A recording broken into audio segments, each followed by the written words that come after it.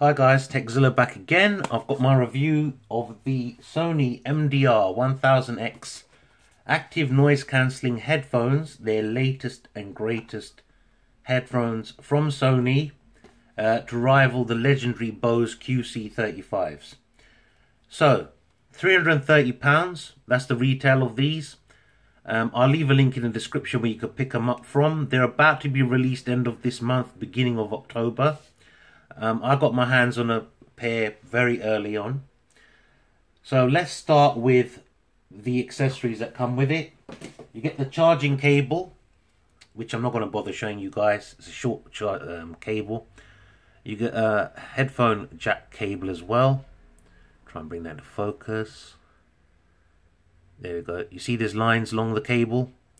Very good quality cable. Look at the protection at the ends there. Both are 3.5mm jacks, gold plated. You got your Sony branding on this side, and for some reason they printed China on that side. I don't know why. It's a 1.5 meter length cable, this one, and it's silver coated, oxygen free strands within the cable, guys. So just to let you know, this is the carrying case that comes with it. You get also a little airline adapter for use in planes and a little pocket to store it in, which is nice. If you want to see my unboxing, I'll leave a link at the top there for you guys. Click on that. You can see more details about what's in the packaging, the box looks like, and all this stuff. Because this is the actual review itself. So let's start off with features. That's the first thing. Right, now this is quite an extensive list, guys. Sony have gone all bells and whistles on this one. It's high-res audio. It's got Sense Engine built in, which is a Sony's newest thing. Dual noise cancelling sensors. NFC, Bluetooth, LDAC, which is a Sony-specific Bluetooth technology. That will only work with other LDAC-enabled devices, which I believe are only certain Sony products will have that. But these work fine without, without needing that. Hands-free calling, digital active noise cancelling, DSEE-HX digital sound enhancement engine. It's got S-Master HX high-res audio amplifier, which is a very good quality amplifier, that one. And it's also got a Qualcomm aptX built in as well. Okay, if you want to know any of that stuff means, look it up, guys. You know what majority of it is. LDAC is basically Sony's thing, as I said.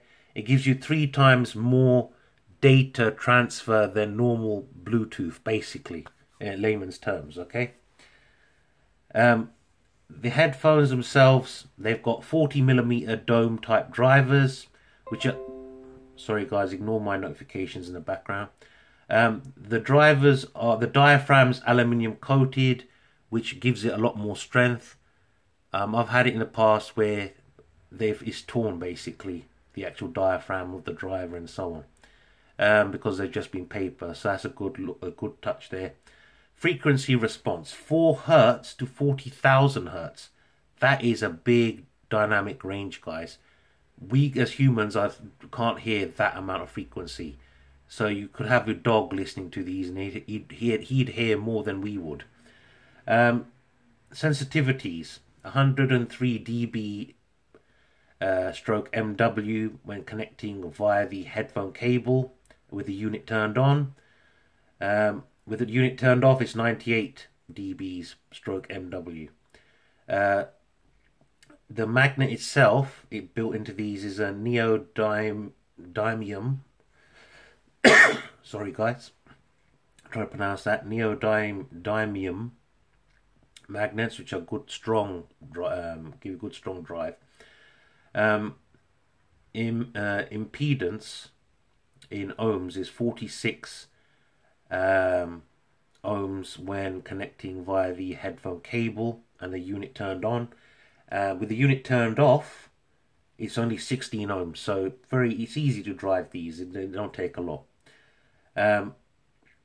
The battery that's built into them, with the noise cancelling on, will give you maximum 20 hours. With noise cancelling off, it will give you 22 hours. And charge time is approximately 4 hours, which is pretty long for headphones, but it's okay. It's not bad. I don't mind it personally. I've run these personally up to about 19 hours before the battery died, so their claims are pretty accurate, and I listen to these very loud. Let's have a quick look around the actual headphones themselves. Metal hangers. That's metal there. Actually, I'm not sure if this part's metal. These are definitely, I think it is actually. That's metal on the top. That's all metal there. The headphone band is metal at the top there. These are coated with something. There's a little scratch here that came out of the box like that. Try and bring the focus there. So you can see the metal underneath. You got your red for right there. Left in the silver circle. Leather look material there. You got your you got a microphone there, and on this ear cup for ambient noise. NFC's on the left ear cup, and also on the left ear cup you've got your input for your headphone cable, power switch, noise cancelling switch, and ambient sound switch, which I'll go into in a little bit. On the right ear cup you've got your micro USB charging port. I'd have liked to see them use USB Type-C, but it's not a big deal, with a little LED for when it's charging. And on the right ear cup, that was the left ear cup, on the right ear cup still with the charging port, this is where the sensors are built in. So you swipe forward, you go forward a track, swipe back, you go back a track, up, volume volume down. Play and pause, tap in the center, answer and end calls, tap in the center. So that pretty much gives you guys the features there. Let's talk about one of the features, the Sense Engine that's been built into these. That sort of technology only comes in headphones which are £1,000 plus. So these are £330. So that's a pretty good bargain when you think about it, to have them built in. Basically, Sense Engine's several things.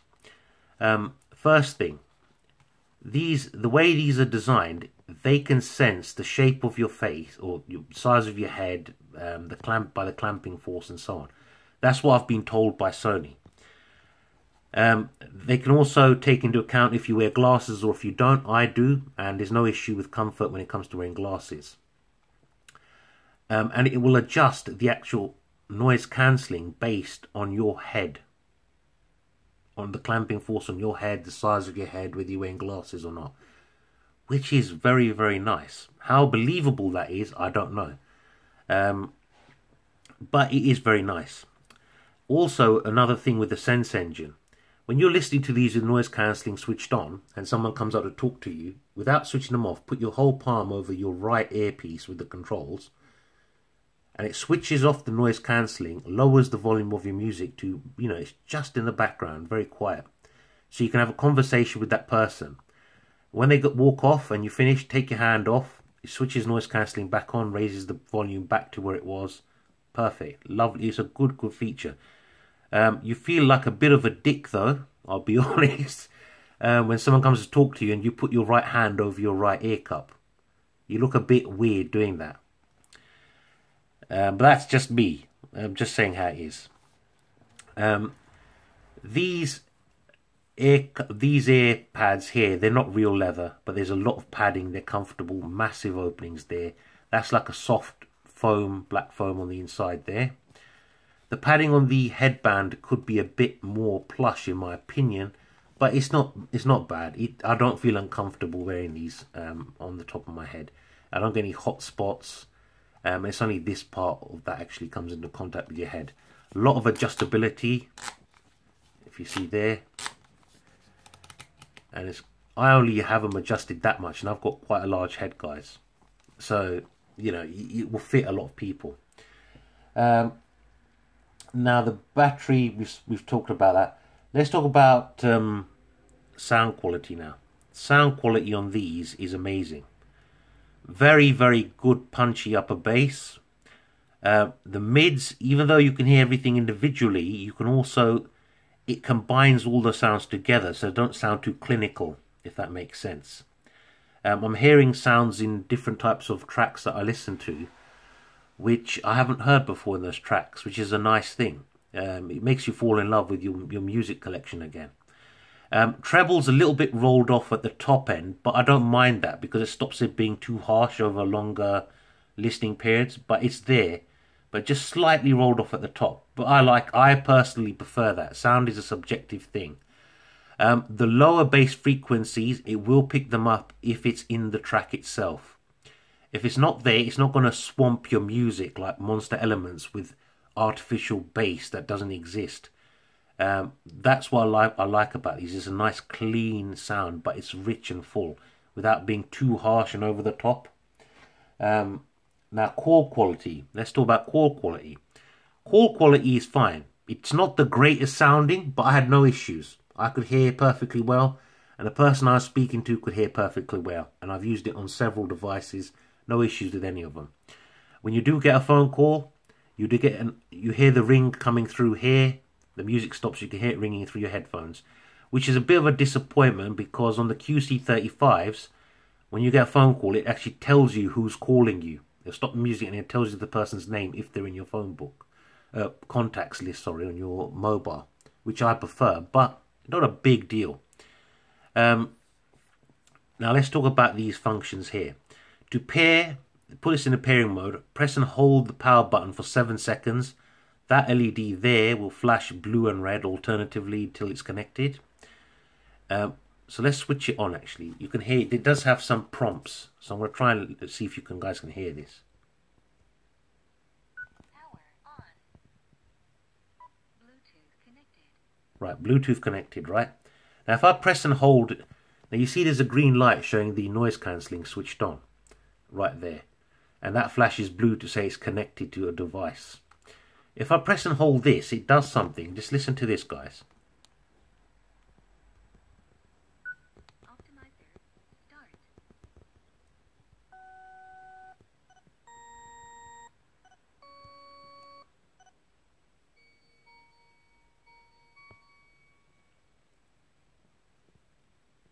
Optimizer, finished. Right?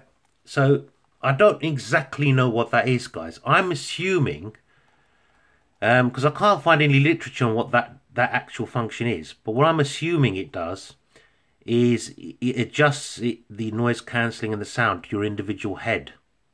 I'm guessing, but that's just a pure guess. I haven't had an answer from Sony either what that is. Now, here's the ambient sound button. If I press this once, listen here. Ambient sound, normal. Ambient sound, voice. Ambient sound, normal. Noise cancelling, on. Right. Basically, what that does is, if you hit the ambient sound button, what it will do is, if you're in a sort of an airport, for example, if you press it once, it will let in any voices into your headphones, but cancel out all the other sound. So if you're waiting for a notification or an announcement, sorry, when your plane's boarding, you'll hear that notification. If you want to let all the ambient noise in, press it again, and it will do that, and it will switch off the noise cancelling. So just bear that in mind, guys. Now, there's also 3 ways to use these headphones. And I'm going to run through them quick. Number 1, plug in the cable there, leave the headphones switched off, and they'll run passively from whatever device you're using them with, without noise cancelling, nothing. Number 2, plug the cable in, switch on the noise cancelling, and it will work wired with the noise cancelling. Number 3, use them in Bluetooth mode with noise cancelling switched on. That's when they sound their best, because you're using the inbuilt amplifier in the headphones rather than the amplifier that's built into the phones. When you plug the cable in, it will automatically switch off the Bluetooth, and I'm pretty sure it doesn't use the amp in the headphones. Your phone will drive them. So, but the amp in these is going to be better than the amp that's built into your mobile phone.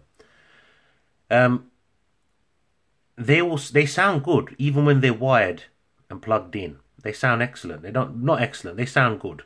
Not as good as wireless, but they still sound good and they're still very loud. With noise cancelling, they still sound good with the wire connection. Loud as hell, not a problem. But they shine the most in Bluetooth. That's the best way to use them. So that's the way I recommend you guys use them. I've tested these with the HTC 10, iPhone 7 Plus, and the Galaxy Note 7. Now, I'll quickly show you this, guys, so you can see what I'm talking about. Let me switch them on first.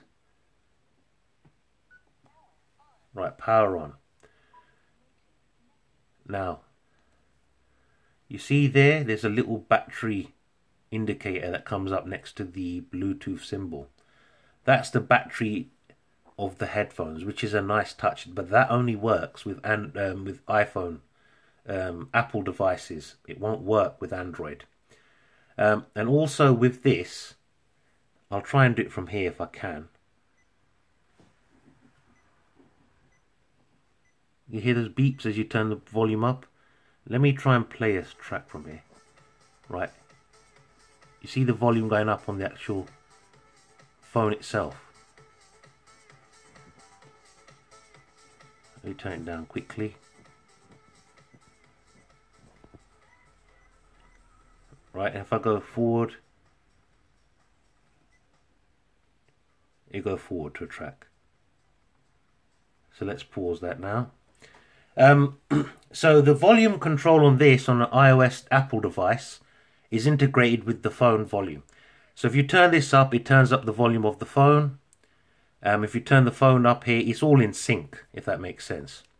Now, with my Apple Android devices, you have controls here for the volume and on the headphones, but they're not synced.